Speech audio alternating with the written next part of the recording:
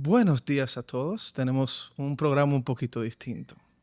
Y hablo así porque me siento fino, señores. Yo estoy con una copita de vino que voy a aprender a agarrarla ahora. Bienvenidos al Mediverso, señores. El Mediverso de Dr. Humber, el universo de la medicina y la salud, donde, como siempre, tratamos temas relacionados con la salud. Y como estamos hablando de la salud, siempre de manera moderada, ¿ok? Para que lo tengan pendiente. El consumo de alcohol es perjudicial para la salud, ley 4201.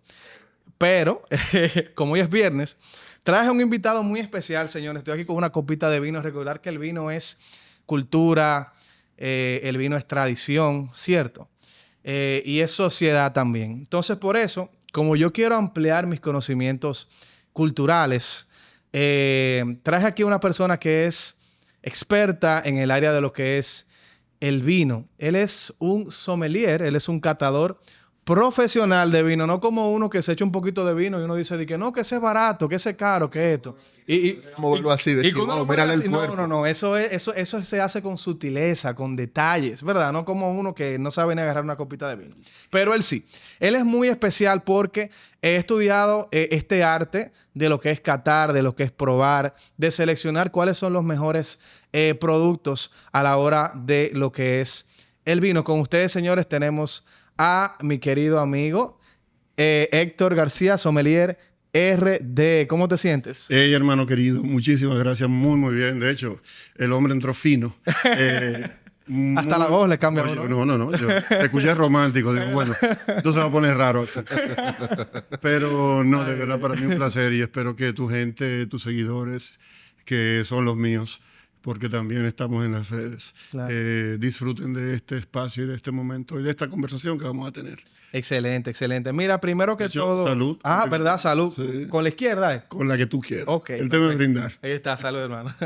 Mira, una preguntita para que la gente sepa, ¿quién es Sommelier RD? Ok. Bueno, el Sommelier RD es mi plataforma. Soy Héctor García, nacido en Santo Domingo. Mucha gente entiende que yo soy de otro país porque conocí el mundo del vino hace un tiempecito. Claro Sin que embargo, Héctor es una persona que viene de Villamella, de Santo Domingo Norte, cogiendo toda la lucha del mundo, y que le gustó el mundo del vino y entró. Me hice sommelier hace ya un tiempecito, 2009.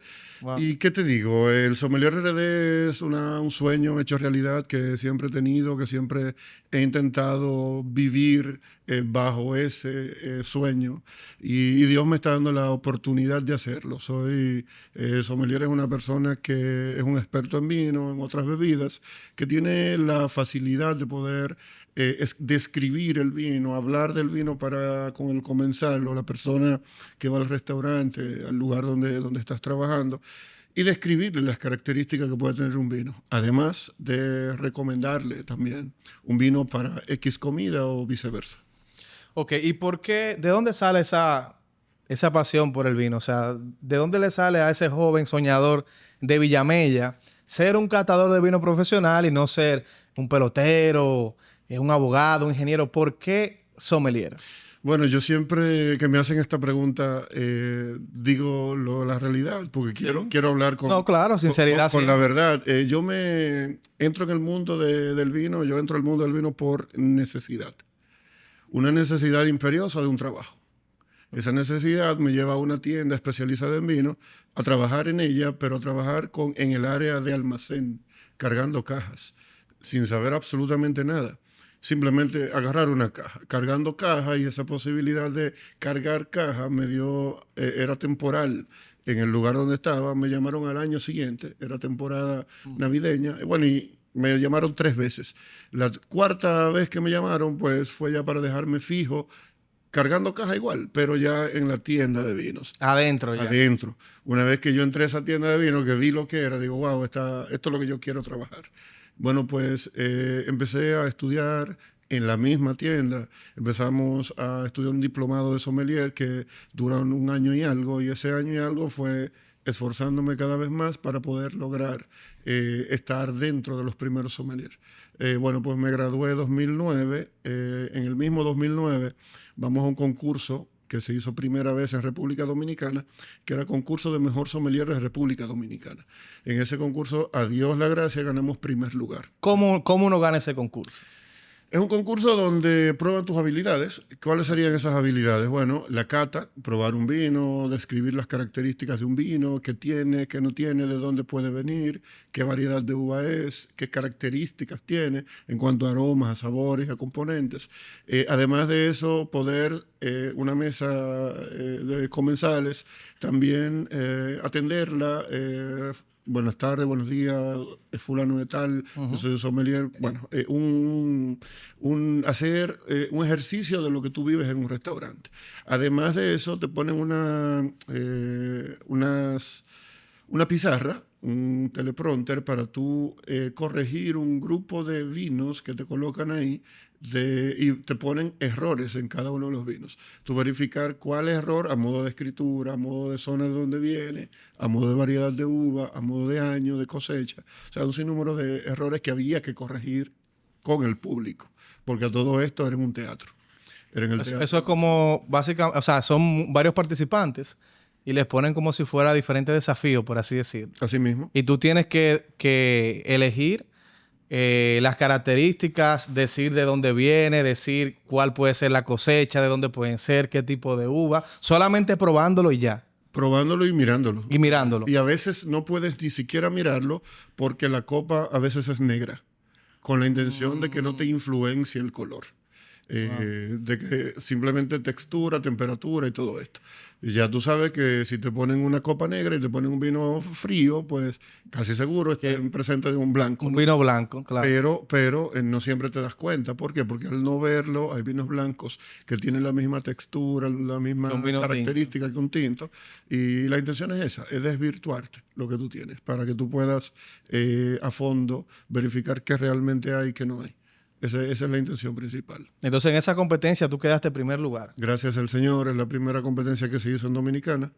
Se llama Mejor Sommelier propiamente de República Dominicana y ahí ganamos primer lugar. Y eso nos dio la oportunidad de ir a un mundial en el 2010, año siguiente, representando el país ante 19 países diferentes. Y ahí, gracias al Señor, ganamos tercer lugar. O sea, en un concurso mundial, tú fuiste en el 2010 el tercer mejor sommelier del mundo. Del mundo, así es. O sea, ¿quién quedó en primero y en segundo? Bueno, ¿de qué primero, país? Italia. Italia, obviamente, ¿verdad? Sí, que son de los más top en eso. Sí, de hecho, este ganador de Italia nació en un viñedo. Wow. Su familia era propiamente dueño de viñedos nació con vino, o sea, en vez de leche le daban un poquito de vino. En vez del pan jugo de uva le daban. En vez del pan de bajo brazo, no, si supiera que no jugo, le daban vino. ¿Vino? Me dice él que le daban vino. Ya tú sabes. Una copita de vino, de un vino dulce, y ellos tienen como tradición probar una galletita para los niños que se llama cantucci, que es una galletita dulce. Esa galletita ellos lo ayudaban o le decían que la mojase en el vino para que la probara, buscando la forma de un país con cultura de vino, pues que ya desde niño vaya teniendo propiamente esa cultura. Y Luca Gardini es quien gana primer lugar, italiano, y segundo lugar lo gana alguien de República Checa. Se llama Milan Krejic. De Europa del Este, ¿no? Así es. Y bueno, y este Villamellero, tercer lugar. De tercer lugar mundial. Un dominicano siendo top 3 del mundo en catador de vino. Gracias. Que ya eso es un logro sumamente grande porque dentro de esos grupos de europeos hay un solo latinoamericano. Y es un dominicano. Es un logro más grande tomando en cuenta que esa es una persona que entró cargando cajas a ese sitio. Exactamente. O sea, que ni siquiera... Es una historia de superación de principio a fin. Y mucha felicidad. Amén, amén. Sí, gracias a Dios. Como te decía, la necesidad es lo que hace que uno busque la forma de superarse. Entonces, luego de que tú llegas a estos 3, soy de los 3 mejores sommeliers del mundo. ¿Qué vino con eso? ¿Vinieron patrocinadores? ¿Vinieron otro concurso que tú te preparaste? ¿Qué pasó luego de ahí? Bueno, te puedo decir que mi sueldo en el lugar en donde estaba se triplicó. Inmediatamente ganamos tercer lugar, pues ya yo no era el camarero, el simple camarero. ¿Entiendes? Ya era la persona, ya era el mejor sommelier de República Dominicana y tercero mundial. O sea, llegaron ofertas de diferentes casas. Yo me quedé en la casa donde estuve toda la vida por unos 10 años más o menos. ¿Eso era dónde? Eso era en el Catador. En el Catador. En el Catador. Ahí me quedé por unos 10 años. Le agradezco sobremanera el esfuerzo que ellos hicieron para que yo me pudiera preparar. Y bueno, te digo, me triplicaron prácticamente el salario y de ahí en adelante, ya más que una necesidad, yo veía un deseo de seguir creciendo y de seguir avanzando. No solo por el dinero, sino porque veía que estaba en el camino correcto. Yo dejé de estudiar ingeniería electromecánica, que era lo que estudiaba. Yo tenía un sexto semestre en la UAS de electromecánica y ya al ver que estaba dando fruto en esta área, pues dije, bueno, me gusta más esto, vámonos por esta línea, vamos a prepararnos en esta parte y gracias a Dios ya estamos. Excelente. Mira, y luego de ese proceso, que ya seguiste en ese trabajo, ¿qué otra meta tú te propusiste luego de quedar finalista de ese concurso mundial? Fíjate que he intentado en múltiples ocasiones representar el país en espacio fuera, ¿no? En algunos mundiales, pero hay algunas normas que no permiten. Y es que quien tiene que representar al país como sommelier es quien gana el concurso anterior, el concurso local. Sin embargo, yo no he participado nuevamente en un concurso local porque no hay concurso local ya. Yo no puedo volver a competir a menos que se haga un concurso especial. ¿Entiendes? Ok. Entonces, sí he querido, me he seguido preparando, Claro.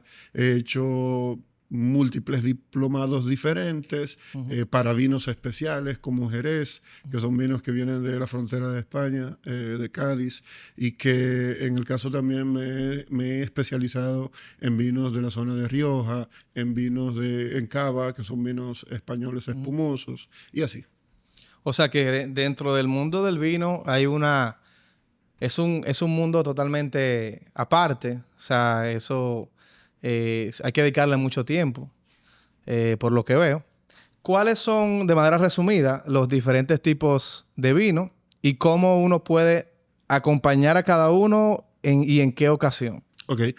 Mira, son muchos vinos diferentes. Tú tienes vinos, si lo diferenciamos por color, tú tienes blanco, tinto, rosado. Existen, para entender y aplatanar un poquito eso, existen variedades de uva y existen especies de uva. Hay más de 2000 especies de uvas diferentes. Para entender el tema de la especie sería donde están todas las variedades de uvas que conocemos. Pero para aplatanarlo como tal, si bananos fuese una especie, ¿verdad? Dentro de los bananos tú tienes plátano, rulo, guineo, ¿verdad? Esas serían variedades dentro de esa especie. En el caso de las uvas, existen más de 2000 especies de uvas diferentes. Una sola está apta para hacer vino. Entonces, solamente una. Y luego las otras las otras son para comer. ¿Y por qué razón nada más esa sola? ¿Por qué las otras no se pueden? Te explico rápidamente. Si tú compras un racimo de uva en el supermercado, ¿qué característica tiene? Te vas a dar cuenta que puede ser amarilla, puede ser verde, puede ser roja, puede ser incluso negra, pero tiene un denominador común cada una de ellas, y es que son grandes, dulces, con la piel muy fina, muy jugosa. Sí, son jugosas. Todas. Entonces, hay un componente que le falta para poder, o varios componentes, pero un componente esencial que le falta para poder hacer vino. Y es que todos los vinos necesitan de acidez. En el caso de las uvas del supermercado, la sobremaduración o la maduración que tiene no permite que tenga esa acidez. ¿Por qué? Porque se cosecha en el momento óptimo para comer. Tú me dirías, bueno, pero yo la puedo dejar madurar. Bueno, sí, la puedes dejar madurar menos y vas a tener la acidez. Pero te va a faltar algo que la piel tiene. En la piel de la uva, de vinos, está un sinnúmero de componentes que son polifenoles, antioxidantes, resveratrol, las taninas. Taninos, que serían flavonoides. Que también estamos hablando de que tiene pigmentos. Ese color que tú ves en los vinos tintos lo da la piel. En el caso de las uvas que tú compras en el supermercado, aparte de que no tiene ninguno de esos componentes, o muy poco de ellos, no tiene esa tanicidad, esos taninos, pero tampoco tiene ese color que puede aportar. Quiere decir que cualquier vino que tú hagas con una uva de esta, lo que va a ser... Un jugo, básicamente. Un jugo. Un jugo de uva. O un jugo bastante transparente incluso, aunque sea oscura la uva. Te va a faltar eso, te va a faltar pigmentación, te va a faltar taninos, te va a faltar flavonoides, que ya estábamos conversando, pero te va a faltar algo esencial que es acidez, que es lo que hace que el vino sea más duradero en el tiempo. Excelente. Hablando de eso que tú mencionaste de la piel de la uva que tiene esos flavonoides, a nivel cardiovascular se ha visto que consumir 1 o 2 copas de vino diaria, 2 si son hombres y 1 si son mujeres. Cuando hablamos de copas son 5 onzas, porque hay un meme que dice una copita de vino y es una copa de tamaño, ¿verdad? O te la llena aquí. Estaba hablando de un consumo leve moderado, que son 5 onzas al día. Para que la gente tuya entienda, aquí hay 1 onza, 2 onzas, más o menos. Aquí hay 2, o sea, será básicamente un poquito más. Un poquitito más arriba. Casi el doble. Aquí. O sea, que ese sería el máximo diario recomendado. Para no pasarnos ya con los límites de alcohol. Sí, para que la gente entienda, la botella trae 750 mililitros. Entonces, esos 750 te lo divide en 5, que serían 5 copas de 125 más o menos. O sea, que una botella tendría que durarte 5 días. 5 días. 5 días. Una familia, bueno, pues una copa de 5 personas, pues con eso lo hace. Y con una copa se ha visto que puede traer beneficios a la salud cardiovascular, principalmente por los polifenoles que ya mencionamos, que se ve que, por ejemplo, el resveratrol, que se encuentra principalmente en lo que es la piel de la uva, ayuda a disminuir lo que es los colesteroles LDL, aumenta el HDL y tiene un efecto también antiinflamatorio, que se ha visto, por ejemplo, que en pacientes puede mejorar un poquito la salud cardiovascular, incluso disminuir el riesgo de infartos. Todavía no se conoce bien la causa, el por qué, pero sí se ha visto que en el vino sí se ve. No necesariamente tiene que estar directamente en la uva porque puede encontrarse en otros componentes, como por ejemplo, los manís y otros componentes que sí pueden tenerlo, pero eso es lo que se ha visto hasta ahora con el vino en un consumo moderado, que también no es que una persona empiece a tomar vino para conseguir esos beneficios, que no se recomienda, pero si ya lo consume de manera habitual, en cantidades mínimas, puede seguirlo tomando sin ningún problema, siempre y cuando sea en asesoramiento con su médico de base. Y lo haga, como tú decías, bajo la ley 4201. Consumo bastante moderado. Consumo moderado. Una copa por día, de verdad tiene bastantes beneficios. Y lo más importante de cada uno de los vinos es que nosotros lo podamos consumir con los alimentos. Hace un momentito me preguntabas sobre el tema de los colores y la clasificación de los vinos y con qué consumirlo. Bueno, existen mitos también en esto, y dentro de los mitos que hay es que la gente siempre entiende que los vinos blancos van a funcionar perfectamente y 100% con pescados y mariscos, y realmente no es así. También que los tintos van a estar siempre con carnes rojas. Carnes. Y no necesariamente es así. Cuando hablamos de que un tinto, tú tienes la posibilidad de, aún siendo un vino tinto, conseguir o probar más bien un plato. Te pongo un ejemplo muy claro. Si tú tienes un sirloin, un filete de res, y ese filete de res tú lo cocinas, si lo cocinas en término medio, tiene una jugosidad, pero tiene un sabor más sutil que si lo dejase cocer completo, ¿no? Además de la textura. Pero vamos a enfocarnos en el sabor.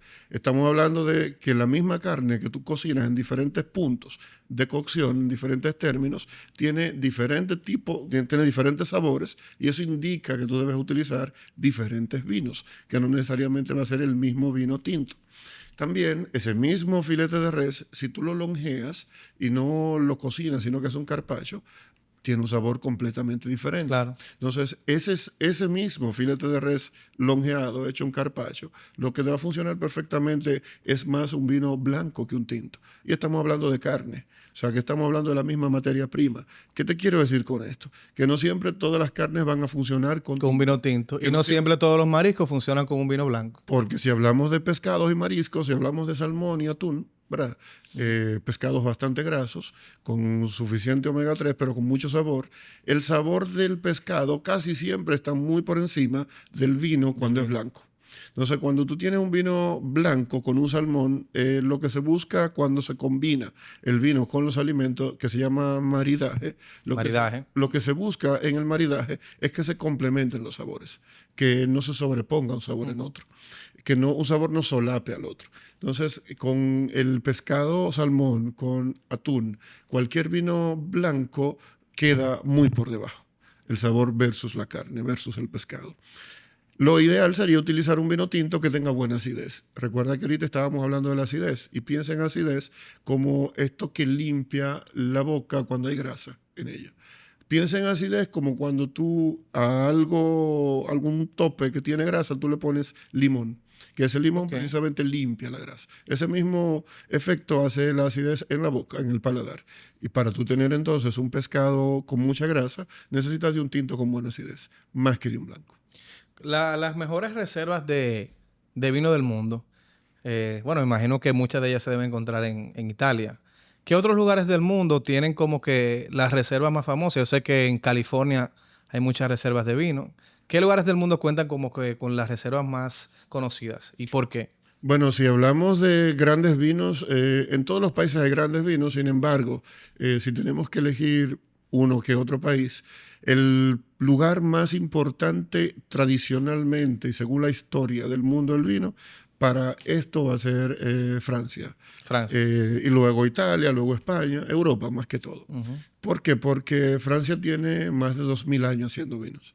Y un país haciendo 2000 años la misma cosa tiene que aprender. Claro. Entonces, de Francia vienen los grandes chateaux, que sería, chateau sería el término para, si lo traducimos sería castillo, pero en el mundo del vino no es castillo, no significa castillo. Significa que es un producto que se hace donde todo, absolutamente todo lo que se hace de ese producto, dígase la siembra de la uva, la cosecha, el embotellado, el producir el vino, el etiquetado, se hace en la misma zona, en el mismo lugar, en la misma bodega, para un tema de poder manejar con más control todo lo que sucede. Y estos vinos pueden lograr alcanzar precios desde $4,000, $5,000 por botella. O sea que tú puedes tener un vino de 300,000 pesos, 400,000 pesos. En el caso de Francia, como que no pasa nada. ¿Cuáles son los top de los vinos más caros del mundo? Bueno, franceses hay muchos. Y va a depender, cuando tú hablas de top y de más caro, a veces no van de la mano. Sí. ¿Por qué? Porque si hablamos del vino que ha costado más, que ha tenido más valor, ha sido una botella que se encontró en el Titanic, una botella de champán. ¿Qué sucede? Que en Francia hay bodegas, hay casas que cada botella tiene un pedigrí, cada botella tiene un historial. Hay lugares, hay bodegas que hacen 500 botellas, 1000 botellas de un vino para el mundo entero. Imagínate lo difícil que poder conseguir una. Entonces, cada una de estas se hace un documento. Como un serial que dice que eso es auténtico de esa bodega de vino. Exacto, y que perteneció a fulano de tal. Y que tiene tantos años de añejado. Es la matrícula del vino, para darme a entender. Es la matrícula del vino. Sucede que se encontró una botella en el Titanic de cosecha muy antigua y esa botella, según el historial que se logró recabar en la bodega, porque antes no se ponía una etiqueta, sino que se escribía con una tiza encerada. Y esa tiza encerada, pues el agua no se la llevaba. Entonces, según el serial que tenía, se pudieron dar cuenta que había sido vendida a uno de los famosos científicos más importantes de aquella época. Y una vez que verificaron que realmente era correcto, pues se vendió en una subasta y se vendió por $1.6 millones. 1.6 millones de dólares por una botella de vino. Por una botella de champán. Y de hecho la compró un famoso actor llamado Johnny Depp. Johnny Depp compró una botella de vino de 1.6 millones de dólares. Pirata del Caribe. Que era de la que estaba en el Titanic. Que era la que estaba en el Titanic. Y de hecho, una vez que él tenía un tiempo con ella, la subastó nuevamente y la vendieron en 1.9, casi 2 millones de dólares. Y de los que tú has probado, ¿cuál ha sido el que ha tenido un mayor valor económico? Bueno, hay un vino que se llama Chateau Petrus volviendo a los Chateau Petrus, que dependiendo de la cosecha tiene precios diferentes. Hace 2010, cuando te decía, tuve la oportunidad de probar uno del 1978. Wow. En el 2010, 1978. Y ese vino estaba valorado en $6,000 por botella. O sea, no te digo que me probé menos que esto, pero tuve la oportunidad de probarlo. Hoy en día tú encuentras vinos en el mercado que no necesariamente tienen tanto valor, pero que puedes encontrar vinos de 100, 120 mil pesos por cada botella. Ahora, cosecha reciente. ¿Cómo uno sabe cuándo un vino es de buena calidad? Como sommelier. Esto es como la cadena alimenticia aquella, que yo siempre digo que probando es que se sabe. Hay muchos vinos. Sucede con el vino algo, Humbert, que no necesariamente el vino mientras más caro es mejor. De hecho, hay mitos con eso. Y mucha gente que entiende que mientras más cuesta el vino, más valor tiene, más calidad tiene. Y no necesariamente es así, porque tú puedes encontrar grandes vinos en precios económicos. Tú puedes encontrar tremendos vinos con precios muy módicos, pero también puedes encontrar vinos muy... O sea, que el precio no justifica... De muy poco por lo que tú pagas. Okay. No uso nunca, ni me gustaría utilizar ninguna palabra ni bueno ni malo. Sí. Yo prefiero utilizar con un perfil más alto, con un perfil menos alto. Vas a encontrar vinos que te pueden costar 20 mil, 30 mil pesos, que cuando lo pruebas tú no lo quieres volver a probar. Pero el vino tiene un 100% que ver con la persona, con el gusto. Es un gusto muy personal de cada quien. Ahora mismo tú tienes un vino en la copa y este vino puede ser que te guste o puede ser que no. Pero hasta ahora tú no sabes qué cuesta el vino. Yo te puedo decir que, este vino que trajimos cuesta 15 mil pesos. Y tú, lo valoras en base a lo que tú probaste. Hay gente que, si te digo que este vino cuesta 1,000 pesos, también lo vas a valorar en base a... mucha gente a veces pierde el enfoque de si le gustó o no le gustó después que usa o después que escucha el precio.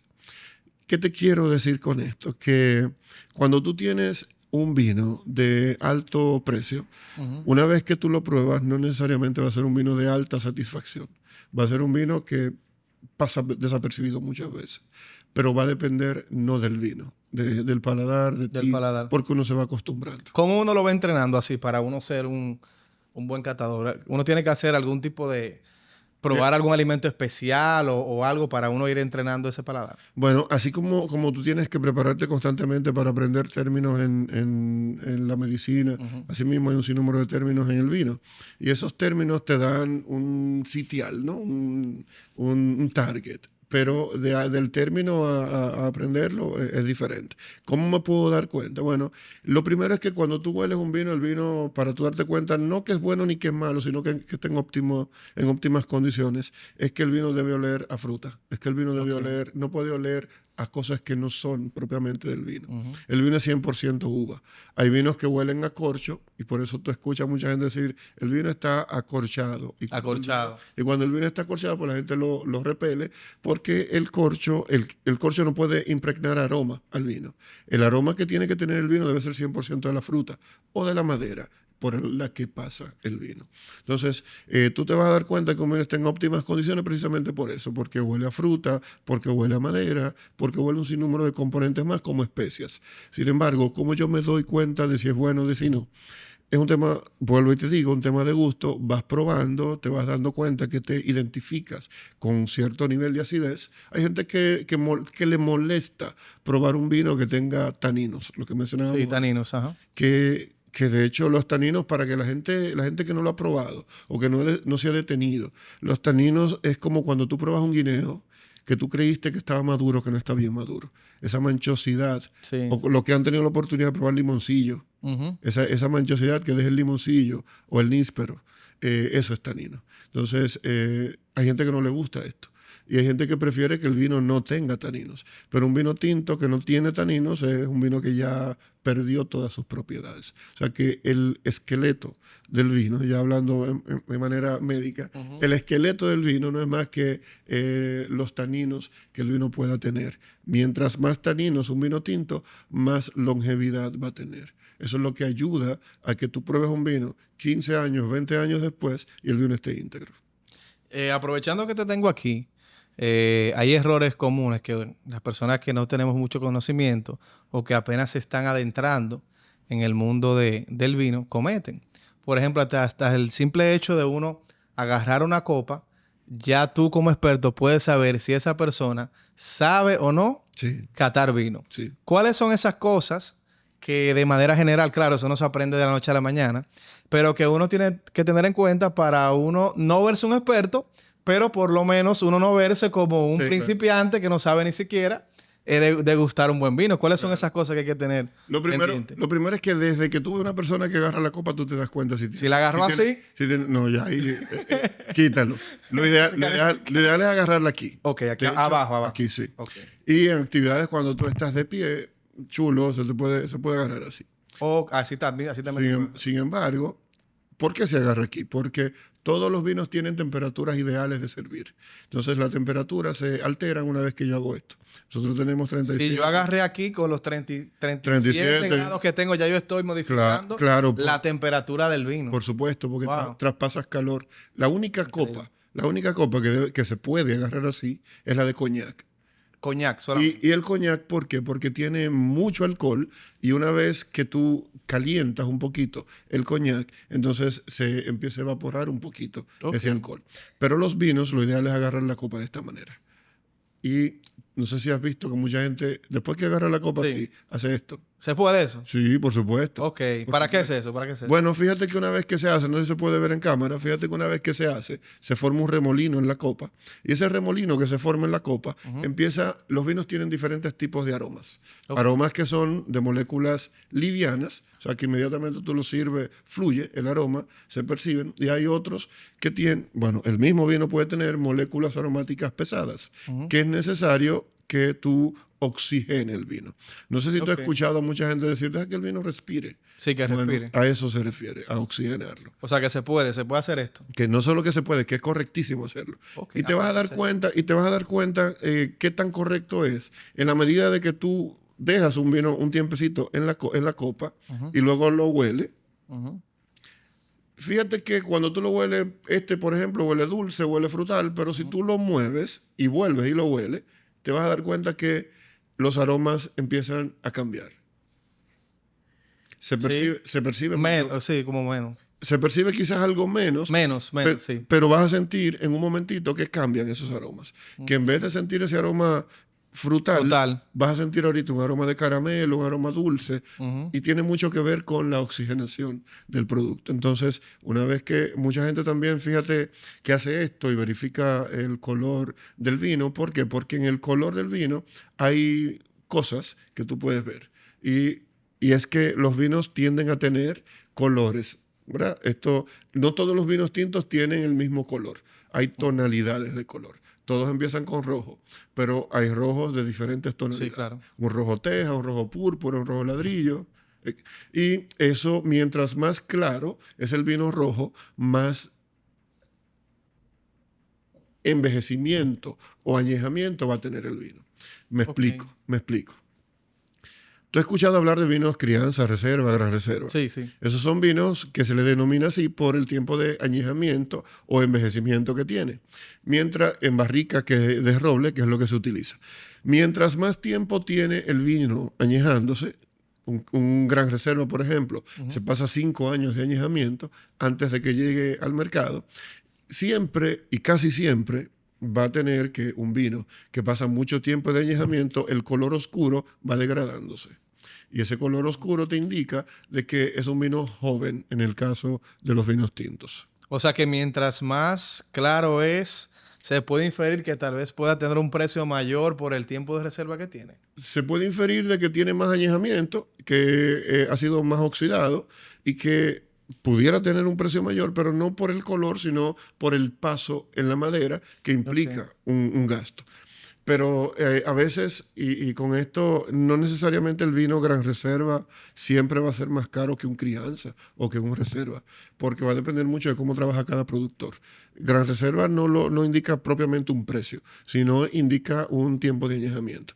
Entonces vas a tener Gran Reserva, que puede ser de 1.500 pesos, como va a tener un crianza, que sería la línea más baja, que te puede costar 5.000, 6.000 pesos. O sea, va a depender mucho de la calidad de uva, va a depender mucho de quién hace el vino, porque tiene mucho que ver eso. Y luego del crianza, Gran Reserva, ¿cuál va después de ese? Bueno, está joven, que es el vino que no tiene Ajá. añejamiento o envejecimiento. Ujú. Está crianza, que tiene 2 años de añejamiento. Está reserva, que tiene 3 años. Y Gran está Reserva, Gran que tiene Reserva, cinco. que tiene 5. Y después de ahí no hay más. Después de ahí hay muchos más, pero no con un estatus como esto, sino que Ok. se llaman vino de autor, y es el vino que yo como productor quiero hacer lo que me venga en deseo, ¿no? ¿Qué quiero decir con esto? Que cuando tú tienes, hay un consejo regulador, hay consejos reguladores. Los vinos dicen denominación de origen, que es la zona de donde viene el producto. Ahora, en esa denominación de origen, supongamos que tú compras un vino español que dice Rioja. Rioja es la denominación de origen, no es una variedad de uva como mucha gente pudiera pensar. Rioja es una zona productora de vino, y esa zona productora de vino tiene un consejo regulador que hace una denominación de origen. Ese consejo regulador, que son un grupo de personas expertas, dice las cantidades de uva que yo como productor tengo que plantar en un viñedo con X cantidad de hectáreas. Dice también el tiempo de añejamiento que yo tengo que poner mi vino para que pueda cumplir con estos requisitos. ¿Y para qué? Para poder tener ese sello, ese aval de Rioja denominación de origen. ¿Qué pasa? Que cuando no cumple con esto, que a un crianza yo tenía que darle 6 meses de añejamiento obligatorio en la barrica y 18 en la botella para completar el tiempo de 2 años, y yo decido darle 2 años corrido en la botella, yo puedo hacerlo, pero no puedo etiquetarlo como un crianza. Ok. Hay normas, hay reglas que hay que cumplirlas sí o sí. Cualquier persona puede crear su propio vino. Cualquier persona que tenga, por ejemplo, 50 tareas de tierra y quiera poner un viñedo y quiera poner a añejar esas uvas, ¿puede crear su propio vino o hay como que algo que te estandarice y que te certifique para tú poder exportar o para tú poder crear una marca de vino? Las dos cosas. Tú puedes emprender, tienes 50 hectáreas de vino, pero ya eso no sería un emprendedor, Sí. sería un empresario. Pero si tú tienes esas 50 hectáreas en un país productor como España, por ejemplo, cada zona está delimitada. De aquí, esta parte pertenece a Rioja, denominación de origen Rioja, esta pertenece a Ribera del Duero, esta pertenece a Galicia. Entonces, lo primero es ir al lugar donde pertenece tu denominación de origen para que ese consejo regulador haga una serie de inspecciones y verifique que lo que tú tienes ahí es la variedad de uva que está autorizada y que es la variedad de uva que está apta para tu poder empezar a hacer vino. ¿Puede crecer aquí en la República Dominicana ese tipo de uva? Sí, de hecho lo hay. Lo hay. Aquí hay 2 lugares donde se produce vino. Neiva. En Neiva. En Neiva se produce un vino que, bueno, en Neiva se trajeron 32 variedades de uvas diferentes. Recuerda que hablábamos de especie ahorita. Sí. De esa especie trajeron 32 variedades. Y de esas 32 variedades verificaron cuáles se adaptaban al clima, al suelo, a las condiciones. Trujillo trajo eso. Trujillo fue que trajo el vino a la Trujillo. República Dominicana. Bueno, el vino no. Ese proyecto. La del proyecto para poder crear viñedos. Sí, ese proyecto. Porque ya vino había desde Hernán Cortés en el sur. Trujillo trae un enólogo, o varios enólogos. El enólogo es quien hace el vino, es como el chef del vino. Y trajeron esas 32 variedades de uva, plantaron y verificaron que en cuanto a clima, suelo, había 1 o 2 que se adaptaban. Porque otra cosa es que la uva no se da de la misma manera en todos los lugares. Así como tú tienes el mango de Baní, que es el mejor mango, ¿verdad? Así como tú tienes la yuca mocana o el plátano barahonero, asimismo las variedades de uva se adaptan a un clima, a un suelo, a unas condiciones. Entonces, Esas uvas que se adaptaron ahí, hay una que se llama criolla, que la bautizaron así. La bautizaron así, se llama Aramón, el nombre realmente. Y entonces ahí empezó a hacerse vino de manera experimental. Pero se empezó de una manera incorrecta desde mi punto de vista. ¿Por qué? Porque se empezó a prensar las uvas de una manera no adecuada, se empezó a envejecer de una manera no adecuada en estanques pero de plástico, y ese plástico, una vez que entra en contacto con los ácidos que tiene el vino, pues obviamente absorbe ese sabor del plástico y un sinnúmero de componentes más. El vino se embotellaba en galones y ese galón también infiere propiedades al producto. Y bueno, ahí se está tratando siempre de hacer algún vino de nivel de calidad, pero tengo entendido, algo por confirmar, que la producción que hay aquí inmediatamente se hace, pues ya está previamente vendida al gobierno como un incentivo a la producción. Y siempre que tú tengas esto, pues obviamente no hay forma de que tú puedas preocuparte por tener calidad. Al contrario, tú te vas a preocupar por tener cantidad más que calidad, porque mientras más tienes, pues obviamente más vas a conseguir. Este vino que estamos probando, ¿qué tipo es? Que está muy bueno, por cierto. Sí, gracias. De hecho, salud.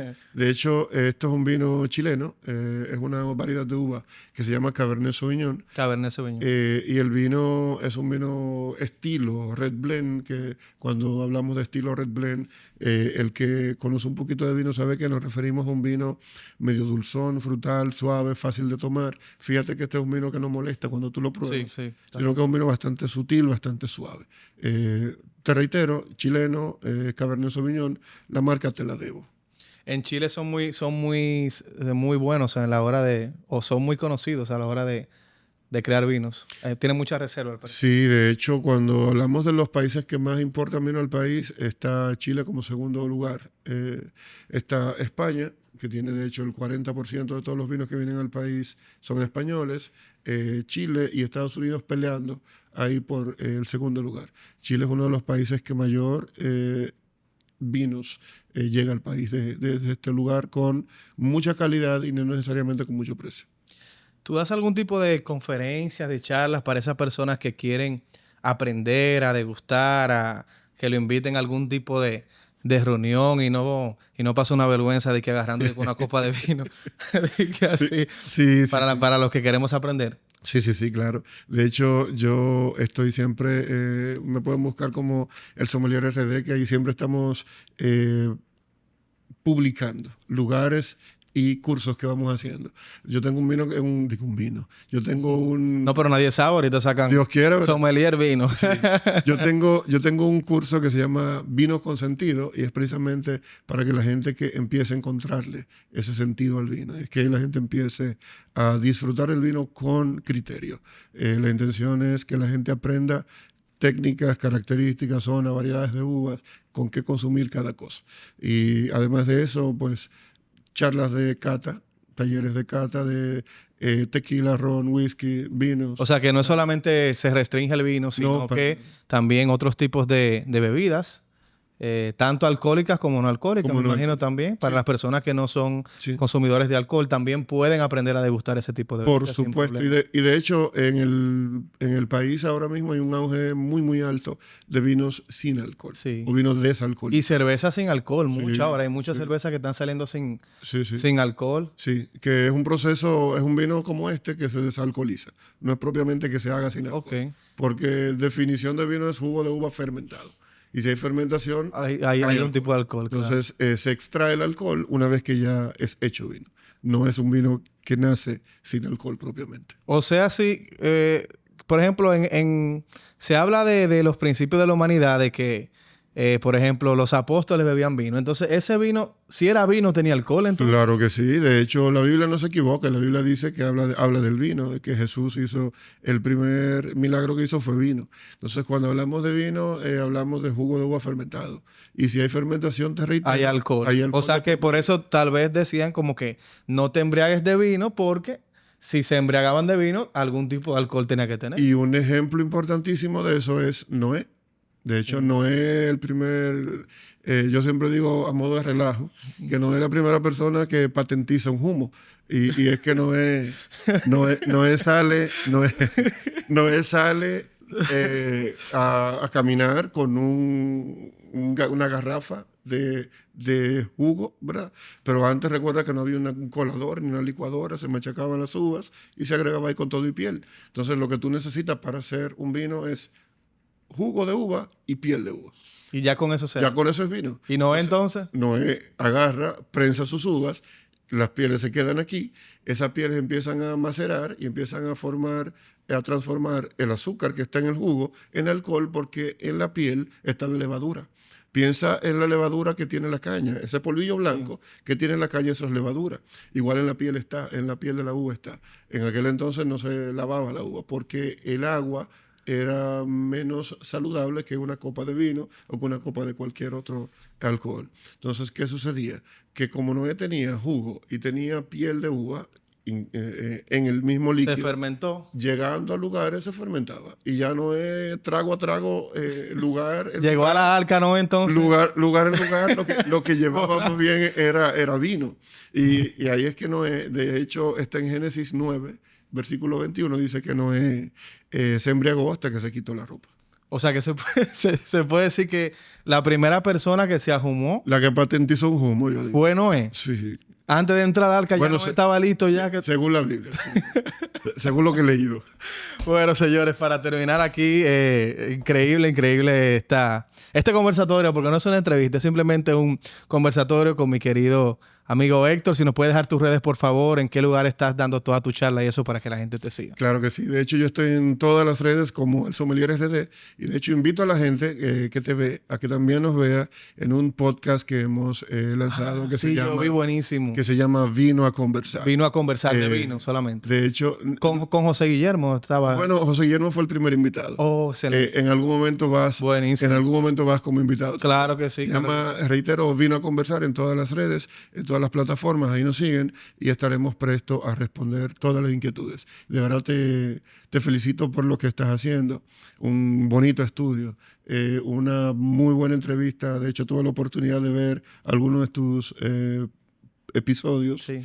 y te auguro mucho éxito porque sé que estás haciendo un gran trabajo. Héctor, muchísimas gracias. Gracias por venir, pasar este minuto tan ameno con nosotros. Suertes en tu proyecto. Esperamos Amén. pasar por allá algún día. Claro que sí. Cuenta conmigo. En el aire estás invitado ya. Y nada, agradecerle a todos, señores. Recuerden seguirnos en Instagram como @elmediversord. Puedes seguirme a mí, doctor.humber, doctor.t.humber. Recuerde, como siempre, compartir, darle like, suscribirse en nuestro canal de YouTube y activar, como siempre, la campanita de notificaciones para que usted no se pierda de contenidos tan variados como este, que en el día de hoy aprendimos cómo degustar correctamente lo que es un buen vino. Así que salud, mi hermano. Salud. Héctor, muchísimas gracias a todos y nos vemos en la próxima. ¿Capish?